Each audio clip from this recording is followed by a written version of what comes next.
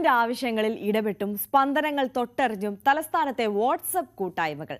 തിരുവനന്തപുരം വെള്ളറട കേന്ദ്രീകരിച്ച് ഒരുങ്ങിയിരിക്കുന്ന വെള്ളറടയെ അറിയുന്നവർ എന്ന വാട്സ്ആപ്പ് കൂട്ടായ്മ ഈ ആശയത്തെ ഊന്നിയാണ് പ്രവർത്തിക്കുന്നത്.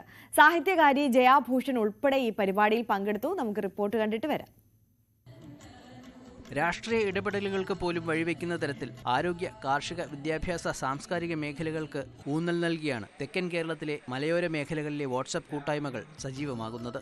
ഒരു ഗ്രാമത്തിൽ ജനിച്ചു വളർന്ന് ജീവിതത്തിന്റെ നാനാ മേഖലകളിൽ പ്രവർത്തിക്കുന്നവരെയും താമസം മാറിപ്പോയവരെയും ചേർത്ത് നിർത്തുന്നതാണ് ഇത്തരം കൂട്ടായ്മകൾ. അമ്പൂരിയെ അറിയുന്നവർ, നെയ്യാറ്റിൻകരക്കാരൻ, എൻ്റെ ബാലരാമപുരം, കാട്ടാക്കടയിലെ കൂട്ടുകാർ എന്നിങ്ങനെ നിരവധി വാട്സ്ആപ്പ് കൂട്ടായ്മകളുണ്ട്. വെള്ളറടയെ അറിയുന്നവർ എന്ന കൂട്ടായ്മ അംഗങ്ങൾ പഠിച്ചിരുന്ന സ്കൂൾ അങ്കണത്തിലെ ഓഡിറ്റോറിയത്തിൽ നടത്തിയ സൗഹൃദ സംഗമം വ്യത്യസ്ത അനുഭവമായിരുന്നു. വിരമിച്ച അധ്യാപകർക്ക് പുറമെ കലാ, സാഹിത്യ, സാംസ്കാരിക മേഖലയിലുള്ളവർ ഒത്തുചേർന്നു. ശ്രീനാരായണ അന്തർദേശീയ പഠന കേന്ദ്രം ഡയറക്ടർ പ്രൊഫസർ എസ് ശിശുപാലൻ ഉദ്ഘാടനം ചെയ്ത സംഗമത്തിൽ സാനു ജി അധ്യക്ഷനായി.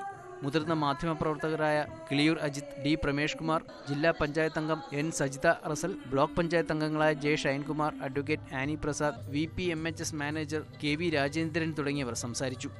വിവിധ മേഖലകളിൽ വ്യക്തിമുദ്ര പതിപ്പിച്ച പ്രതിഭകളെ ആദരിക്കൽ, ഉന്നത വിജയം നേടിയ വിദ്യാർത്ഥികളെ ആദരിക്കൽ, ചികിത്സാ ധനസഹായ വിതരണം, കലാപ്രകടനങ്ങൾ തുടങ്ങിയവ പരിപാടിയുടെ ഭാഗമായി സംഘടിപ്പിച്ചു.